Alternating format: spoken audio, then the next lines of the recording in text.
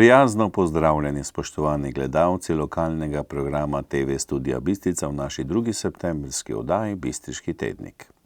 Tokrat smo nekoliko več pozornosti namenili vojašnici Vincenca Repnika, ki je prejšnji teden odprla vrata obiskovalcem. V tem tednu pa so obeležili tudi dan 670. logističnega polka.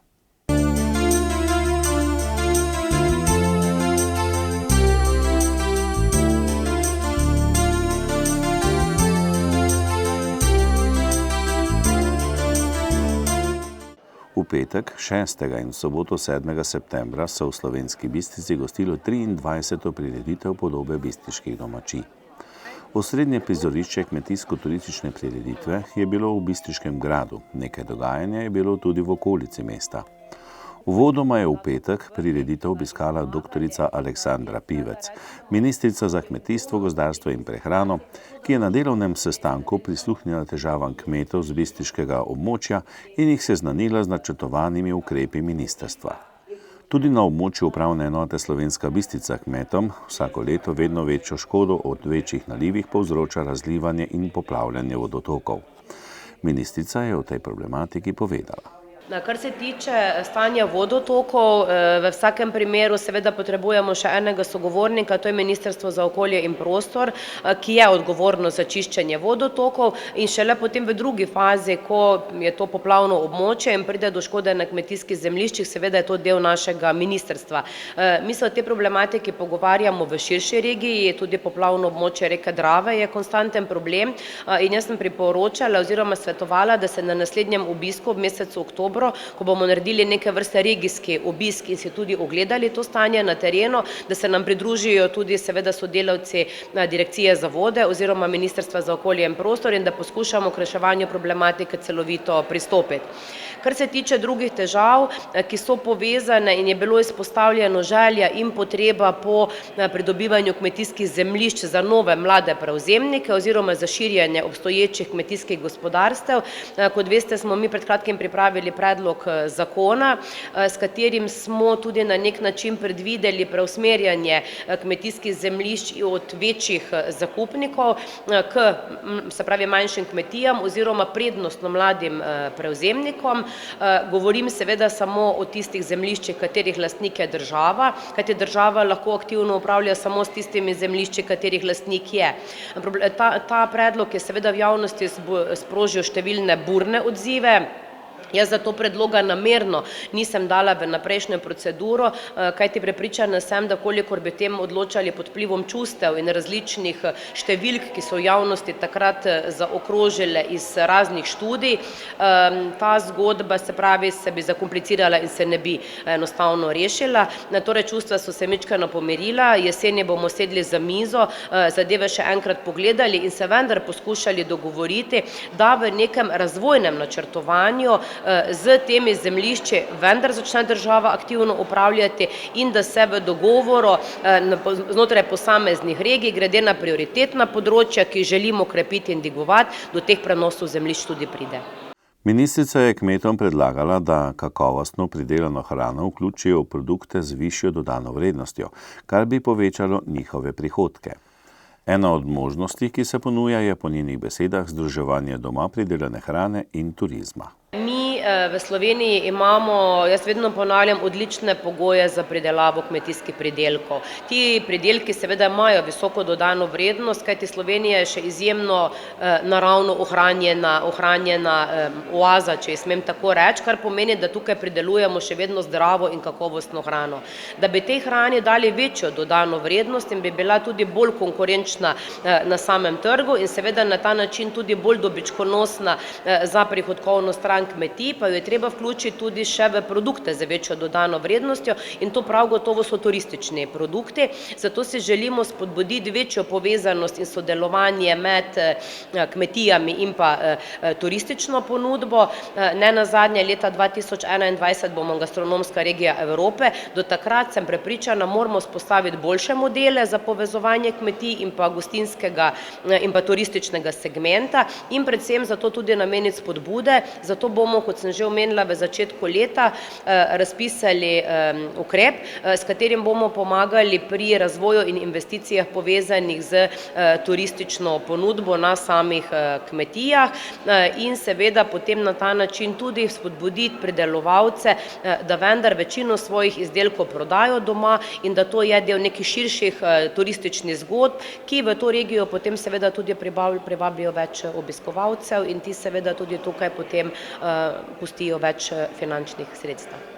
Doktorica Aleksandra Pivec je opozorila tudi na povečanje konflikta med mestom in podeželjem. Mi na nekih odločevalskih nivojih iz dneva v dan bolj čutimo konflikt med mestnim in podeželskim prebivalstvom v smislu nerazumevanja podeželja in nerazumevanja vloge kmeta na podeželju.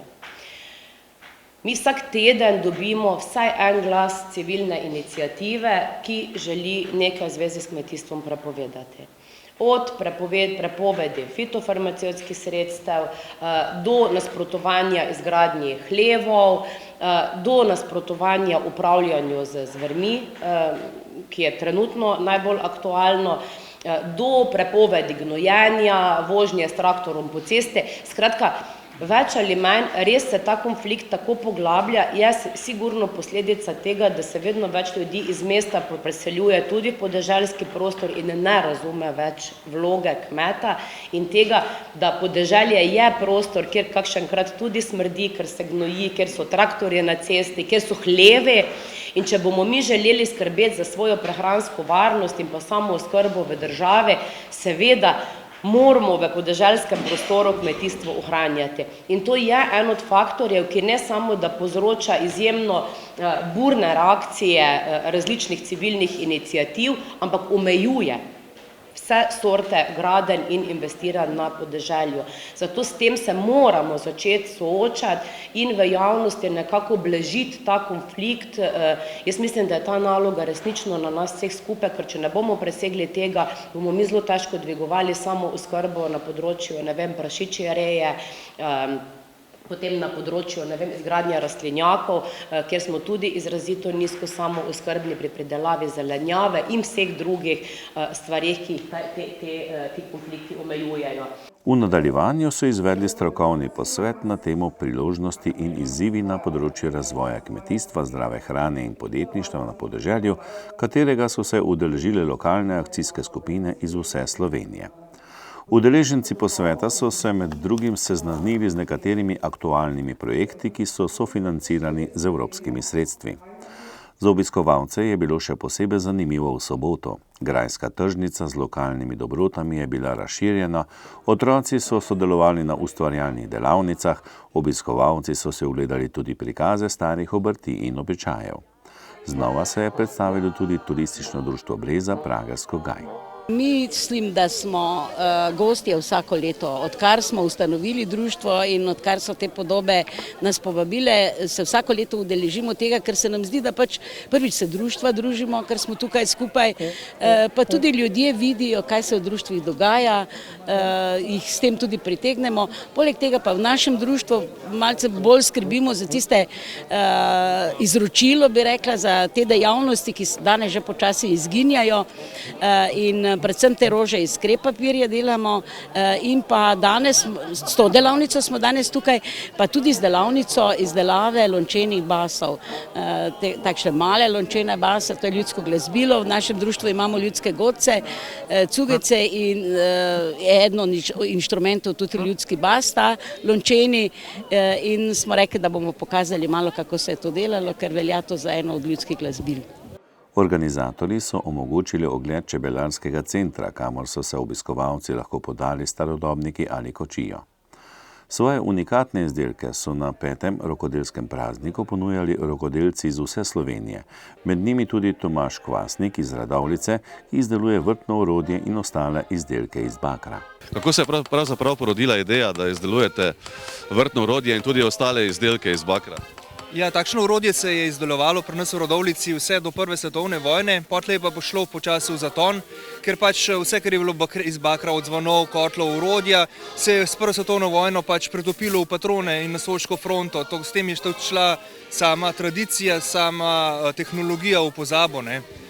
mi smo pa nekako potlej uživeli zadevšno nazaj, ker v bistvu še najstarejši ljudje še zmeraj pomnijo, ne, in tako, ko hodimo po sejmih po Sloveniji, ne, se nekateri še zmeraj spominjajo, ne, kako so pač njihovi starši oziroma tudi najstarejši še poznali pač bakrino, bravnasto vrtno orodje. Ne. In katere so glavne prednosti teh izdelkov iz bakra? Ja, bakar ima popolnoma drugačno funkcijo oziroma efekt na zemljo in na rastline, ker je sam bakar antiseptičen, antimikotičen, razkužuje razkisa, preprečuje kužbe. Bakru sledi rabijo rastline za rast, razvoj, odpornost in tako naprej. Ne. In kakšna je specifika izdelave teh izdelkov? Je to težko? Ja, rabili smo kar 3 leta, da smo nazaj uživeli tehnologijo, ker je bila dobesedno izgubljena, ne. Zdaj pa v bistvu že 7 let proizvajamo, izvažamo tudi po celi Evropi, pošiljamo po celem svetu. Na štantih se pa srečujemo predvsem z uporabniki in je pač že kar zelo dobro pri nas tudi poznano vse skupaj. Ne. Torej bi lahko rekli, da ste zaenkrat zadovoljni, da napredujete iz leta v leto? Ja, počasi organsko rastemo, nič ne moramo prehiteti, ne. In še morda vaše mnenje o stanju rokodelstva v Sloveniji? Tukaj je v bistvu zelo ohranjeno, se ga zelo vzpodbuja tudi, ne, kakor je recimo ta rokodelski festival tukaj. Takih dogodkov po Sloveniji je kar nekaj. Je tudi ogromno mojstrov, ki počnejo stvari, ki jih drugod po svetu praktično ne srečamo več, ne. Tako da naša mala Slovenija je čudovit kraj, kjer se ohranjajo zares fantastične stvari in tudi pridni ljudi, ki jih ohranjajo. Ne. Prireditev so popestrile tudi plesne skupine, ki predstavljajo stare običaje, in glasbene skupine, med njimi Košuta Pokovše.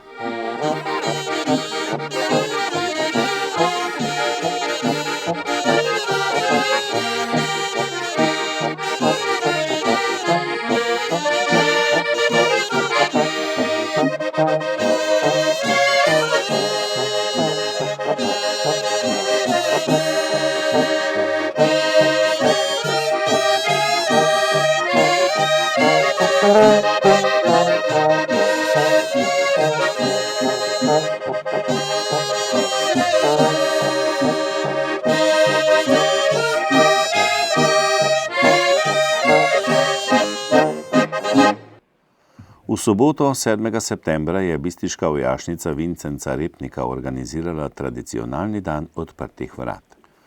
Obiskovalci so si med drugim lahko ogledali tudi statične in dinamične predstavitve vojaške opreme in oborožitve, kakor tudi bojna vozila. Poskrbeli so tudi za aktivnosti za najmlajše, ki so se lahko popeljali z oklepnim vozilom, zajahali konja ter si ogledali tudi strelno orožje. Potrudili so se tudi vojašniški kuharji in za obiskovalce pripravili odličen pasulj. Tudi letos poskušamo ponovno pokazati lokalnemu prebivalstvu in pa predvsem mladini, kaj počnemo v vojašnici, čemu smo namenjeni, predvsem pa upamo, da bomo kakšnega mladeniča ali mladenko navdušili za vojaški poklic. Glejte, najbolj pomembna komponenta tega polka je gotovo transportna četa in tle predstavljamo trenutno vse zmogljivosti transportne čete, ki so vitalnega pomena za delovanje ne le polka, celotne slovenske vojske. Mislim, da se bo počasi izteklo leto dni, odkar ste bili imenovan na mesto poveljnika te vojašnice. Zaupajte nam, kako ste se uživeli, vpeli v to novo okolje. Glejte, živeti na Štajerskem pa res ni težko.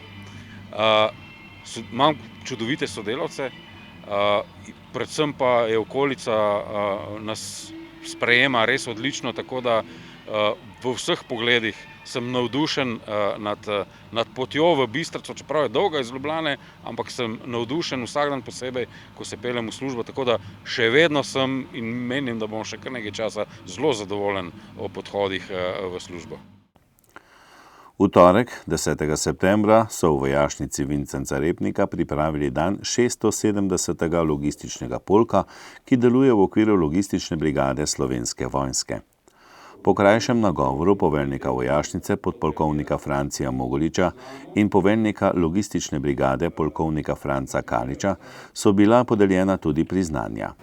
Spoštovane pripadnice in pripadniki polka, ni potrebno poudarjati poslanstva in vloge 670. logističnega polka v okviru Slovenske vojske.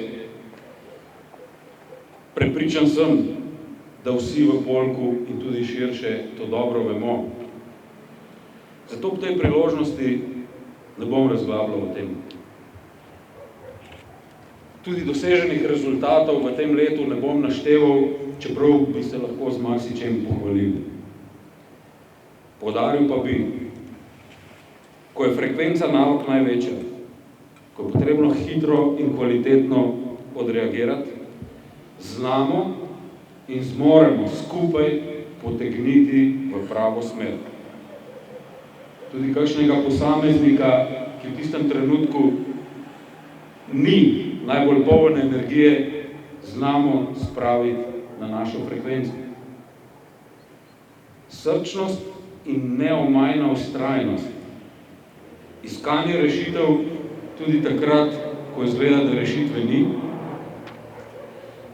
nasmeh za soborca tudi takrat, ko nam ni do smeha, so garancija za naše uspešno delo tudi v prihodnje. Spoštovane sodelavke in sodelavci, hvala za vse do sedaj in tudi naprej. Srečno 670. V okviru spremljevalnega programa je nastopil trobilni kvartet Glasbene šole Slovenska Bistrica in trobilni kvartet Slovenske vojske. Po uradnem delu so za goste in obiskovalce jedilnice vojašnice pripravili še manjšo zakusko. V Slovenski Bistrici so v torek, 2. septembra, slovesno odprli nove prostore zdravstvenega doma. V njih so preselili Center za krepitev zdravja, patronažno službo, medicino dela, prometa in športa ter ginekološko ambulanto. Več o pomembni prireditvi sta povedala Jožefa Lešnik-Hren, direktorica Zdravstvenega doma Slovenska Bistrica, in župan občine Slovenska Bistrica, dr. Ivan Žagar.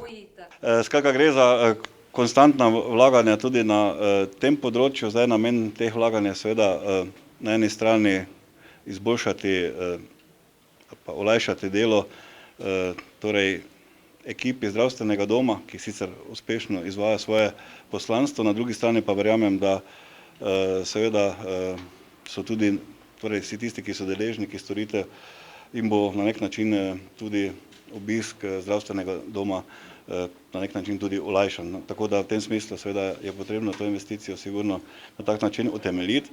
Zdaj slišali smo že, da je investicija tam približno 1 300 000 evrov, od tega je 200 000 primaknilo ministrstvo, pa mislim, da je to celo iz evropskih sredstev. Zdaj ostali del smo zaenkrat zalagali torej v naši občini, ampak jaz sem prepričan in poljčanski župan mi je že to zagotovil, da bodo svoj ustrezen delež seveda zagotovili tudi v vseh sosednjih občinah, s katerimi moram reči, da sicer res uspešno sodelujemo tudi izpeljavi teh projektov sorazmernem vsegu in da občine torej vedno tudi pri tem, ki jih pač pokriva zdravstveni dom, tudi pri tem sodelujejo. Zdaj sicer mislim, da verjetno, pa to bo gospa direktorica že bolj natančno povedala, mi še nismo izčrpali vse, kar je treba še tu narediti. Verjetno še bo treba prihodnje tudi kaj postoriti, zdaj pač stvari se tudi tukaj razvijajo.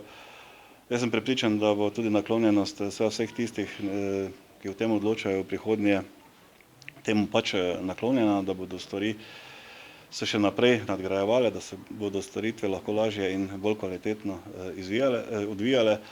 Tako da jaz ob tej priložnosti seveda čestitam za to pridobitev. Želim torej direktorici in njeni podporni ekipi, da še naprej uspešno izvaja svoje plemenito poslanstvo, to sploh ne dvomim. Seveda pa pač upam, da nam ne bo treba veliko kaj sem priti. Danes je naš praznik. Praznujemo, se prejemamo v uporabo čudovite nove prostore, nekaj čez 400 kvadratnih metrov prostorov za Center za krepitev zdravja, patronažo, medicino dela, prometa in športa in dispanzer za ženske, vredne skoraj 1 300 000 evrov.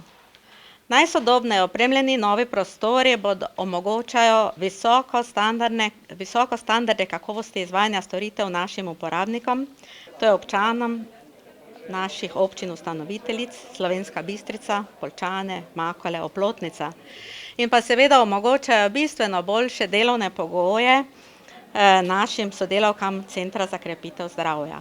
Tako da res sem vesela in zadovoljna, da smo to investicijo pripeljali tako daleč, da se je izteklo in danes praznujemo.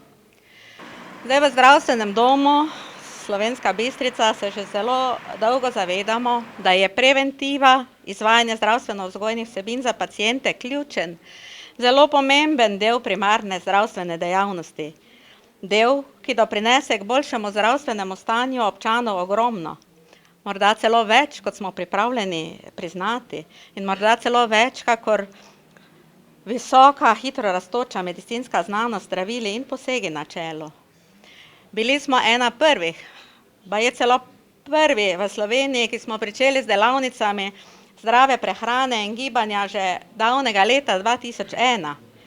Gonilna sila vzpostavitve zdravstveno-vzgojnega centra Dragica Sedmak, Ljubomira Arh, Olga Čanžek in Jana Željko so orale ledino in nas prepričale v pomembnost in potrebnost zdravstveno-vzgojnih delavnic. Postavile so čvrste temelje, na katerih je danes postavljen Center za krepitev zdravja, ki ga danes uspešno vodi Silvija Lunder. Torej, taki uspešno izpeljani projekti tudi meni osebno dajo moč, energijo, veselje in potrditev, da vztrajam že 20 let in še vedno z veseljem pričakujem nove izzive.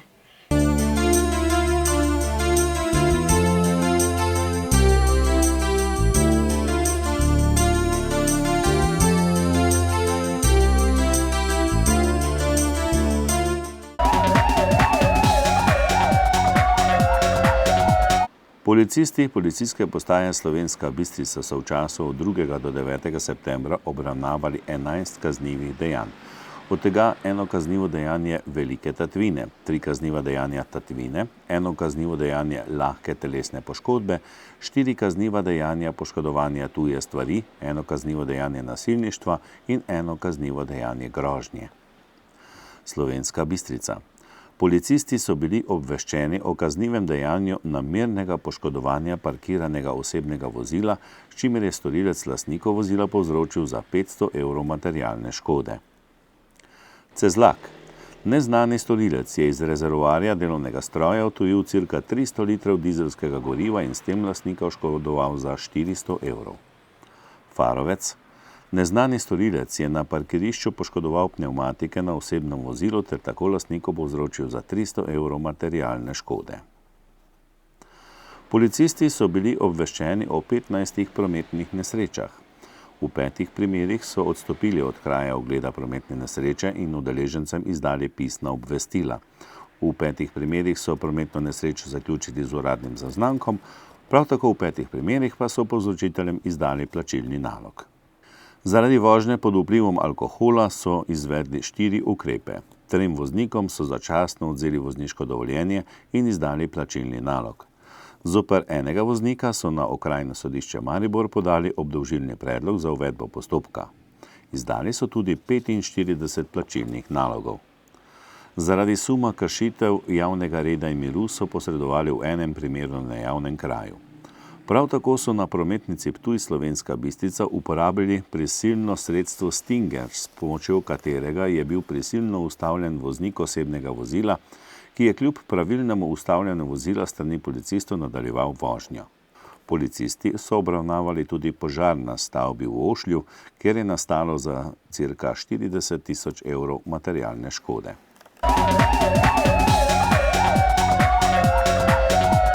S tem zaključujemo informativno oddajo Bistriški tednik. Vse dobro in nasvidenje do prihodnjič.